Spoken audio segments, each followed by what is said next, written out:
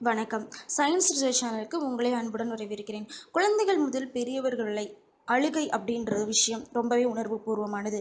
சோகமாக இருக்கும் பொழுது கண்ணீர் தார தாரையாக கொட்டுறதால நம் மனசில் இருக்கும் அழுத்தம் போயிடுற வாய்ப்பு இருக்குது. அதிகமான சந்தோஷத்தின் போதும் அதிகமான துக்கத்தின் போதும் நமக்கு அழுகை ஏற்பட்டு கண்ணீர் வருவதுண்டு. அப்படிப்பட்ட அழுகைக்கான காரணங்கள் பற்றியும் அந்த அழுகையை பற்றிய தகவல்களையும் பற்றி தான் இன்றைக்கி நம்ம வீடியோவில் பார்க்க போகிறோம். நம்ம அழும்போது நம் கண்களில் கிளான்ஸ் எனப்படுற பகுதி தான் கண்ணீரை உற்பத்தி செய்யுது. கண்ணீரில் பொதுவாக அதிக அளவு தண்ணீரும் சிறிதளவு உப்பும் உள்ளது. நம்ம அழுறப்ப கிளான்ஸ் எனப்படும் அந்த பகுதி கண்ணீரை வெளியிட ஆரம்பிக்குது.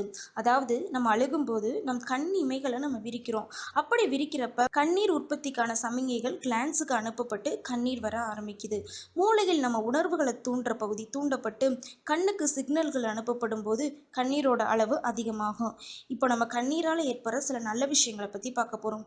பொதுவாக நம்ம அழும்போது கண்களை சுத்தமாக வச்சுக்க வேண்டிய பேசில் அப்படின்ற ஒரு நுண்ணுயிரி உருவாகி கண்களோட ஈரத்தன்மையை பாதுகாக்குது. சில சமயம் கண்களில் காணப்படுற தூசிகளை வெளியேற்றும் காரணியாகவும் கண்ணீர் இருக்குது. பல நேரங்களில் மன அழுத்தத்தை குறைக்கிற நல்ல மருந்தாகவும் இருக்கும். நம்ம அழும்போது ஆக்சிடாசின் மற்றும் எண்டோமோர்ஃபின் அப்படின்ற ஹார்மோன்கள் நம் மனநிலையை சீராக வைத்திருக்க உதவுது. தூக்க சுழற்சியை ஒழுங்குபடுத்துறதுல கண்ணீருக்கும் அழுகைக்கும் ஒரு முக்கிய பங்கு உண்டு.